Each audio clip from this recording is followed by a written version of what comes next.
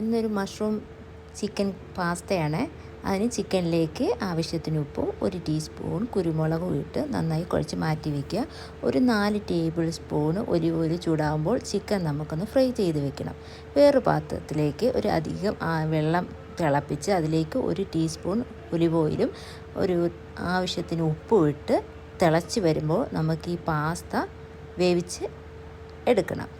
ഇപ്പോൾ chicken fry ആയിട്ടുണ്ട്. അത് നമുക്ക് കോരി വേറെ പാത്രത്തിലേക്ക് മാറ്റുക. ഈ പാസ്ത വേവിച്ച വെള്ളത്തിൽ നിന്നും ഒരു 1/2 കപ്പ് വെള്ളം ഞാൻ മാറ്റിയെടുക്കുന്നുണ്ട്. എന്നിട്ട് ഈ പാസ്ത നമുക്ക് വെള്ളം ഊറ്റിക്കളഞ്ഞ് ഒന്ന് തണുപ്പിച്ചെടുക്കണം.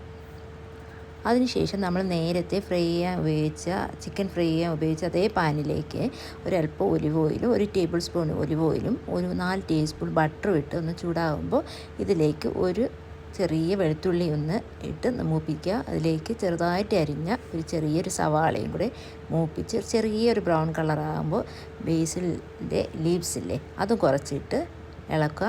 എന്നിട്ട് നമ്മൾ വേവിച്ച് വെച്ച ചിക്കനും ഇതിലേക്ക് ഇട്ട് ഒരു ബോക്സ് നെസ്ലയുടെ ഓൾ പർപ്പസ് ക്രീമും കൂടെ ഇട്ട് ഒന്ന് ഇളക്കി കൊടുക്കുക. ഇനി ഞാൻ നേരത്തെ മാറ്റി വെച്ച പാസ്ത വേവിച്ച വെള്ളത്തിൽ നിന്ന് ഒരു 1/4 കപ്പ് വെള്ളവും കൂടെ ഇതിലേക്ക് ഒഴിച്ച് ഒന്ന് ഇളക്കിയെടുക്കുന്നുണ്ട്. ബാക്കി വെള്ളം മാറ്റി വയ്ക്കുന്നു. അതൊന്ന് ഇളക്കി വരുമ്പോൾ ഇതിലേക്ക് നമ്മൾ പാസ്ത ഇട്ട് വീണ്ടും ഒന്ന് ഇളക്കി കൊടുക്കുക.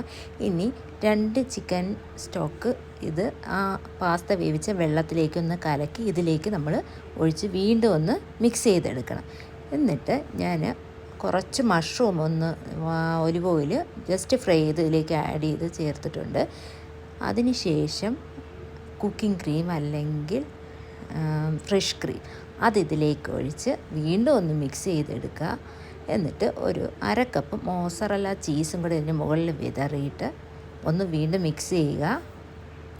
1 ടേബിൾ സ്പൂൺ ക്രഷ്ഡ് ചില്ലിയും കൂടെ ചേർക്കുന്നുണ്ട് ഞാൻ ഇതിലേക്ക്. അതും ഇളക്കിയതിന് ശേഷം കുറച്ച് മല്ലിയിലയും കൂടെ ഇതിന് മുകളിൽ വിതറി ചൂടോടെ നമുക്ക് സെർവ് ചെയ്യാം. അപ്പോൾ എല്ലാം ട്രൈ ചെയ്ത് നോക്കണേ.